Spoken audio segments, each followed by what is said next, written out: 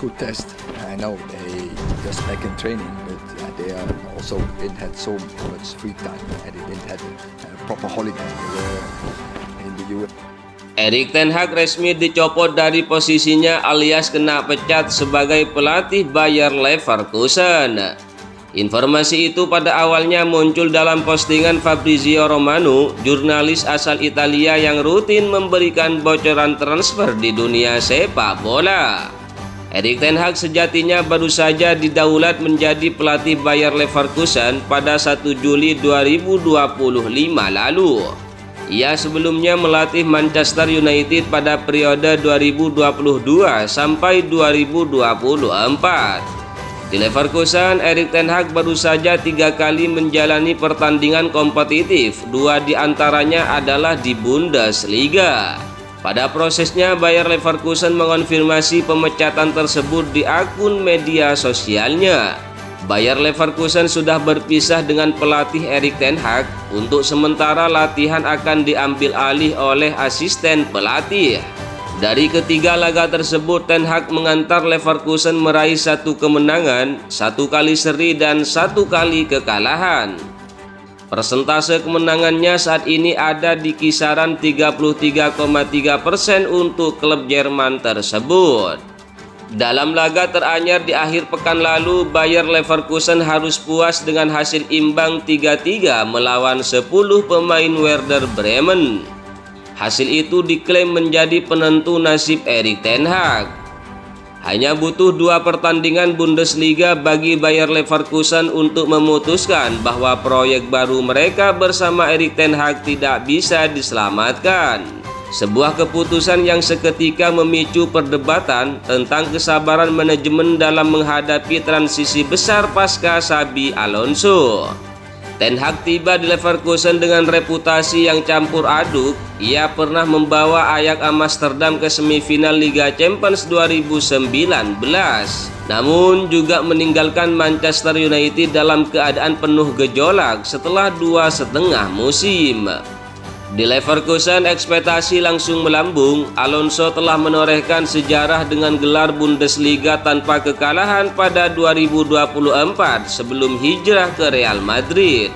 Namun, awal perjalanan ten Hag tidak pernah terasa stabil. Dari 2 laga pembuka, Leverkusen hanya mengumpulkan 1 poin. Mereka dipermalukan 1-2 oleh Hoffenheim di Bay Arena, lalu membuang keunggulan 3-1 dan hanya mampu imbang 3-3 melawan Werder Bremen yang bermain dengan 10 orang. Untuk klub yang baru saja merasakan musim terbaik dalam sejarahnya, hasil itu dipandang sebagai alarm keras.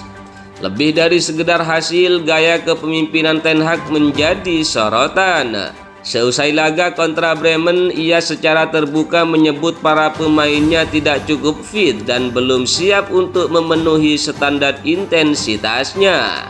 Alih-alih memicu respon positif, komentar itu justru memperuncing keretakan di ruang ganti. Menurut laporan media Jerman, atmosfer internal klub mulai panas sejak sebelum pekan kedua liga. Direktur olahraga Simon Rolfes dan jajaran manajemen klub disebut meragukan kemampuan ten Hag dalam membangun tim baru.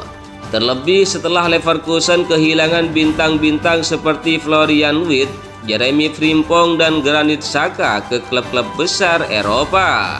Leverkusen sebenarnya sudah memberi ten Hag kemenangan awal di ajang DFB Pokal dengan skor 4-0.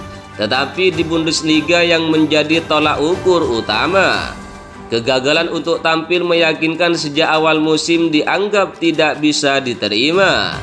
Klub menegaskan tidak ada alasan meskipun skuad mengalami perombakan besar-besaran. Keputusan untuk tidak mengeluarkan pernyataan dukungan publik terhadap pelatih setelah laga perdana semakin memperjelas arah.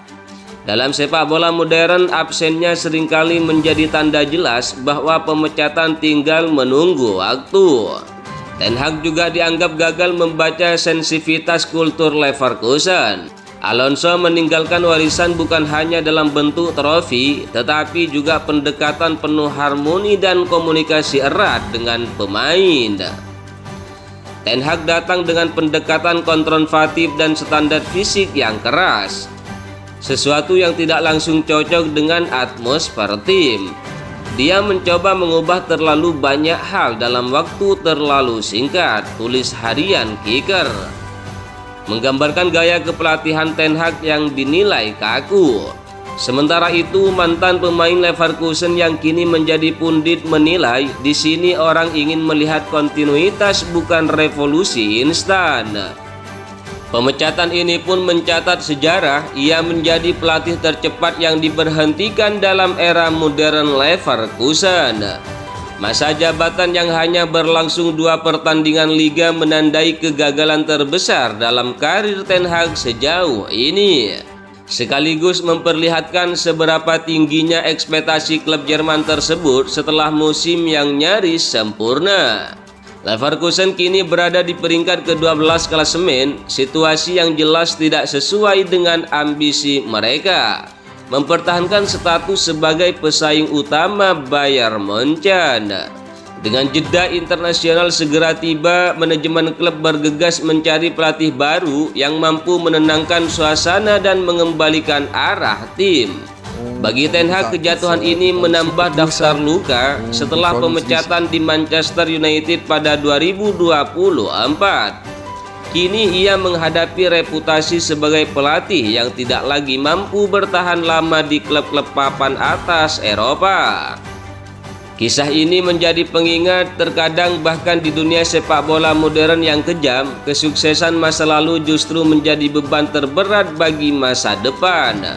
Pada akhirnya, kisah singkat Ten Hag di Leverkusen jadi cermin kerasnya dunia sepak bola modern. Ekspektasi bisa melambung tinggi, tapi kesabaran manajemen nyaris tak ada ruangnya. Bagi Leverkusen, ini langkah cepat untuk menjaga arah klub tetap konsisten sebagai pesaing Bayern Munchen. Bagi Ten Hag, ini menambah daftar luka, sebuah perjalanan yang kian mempertegas betapa tipis batas antara kejayaan dan kejatuhan di level elit Eropa.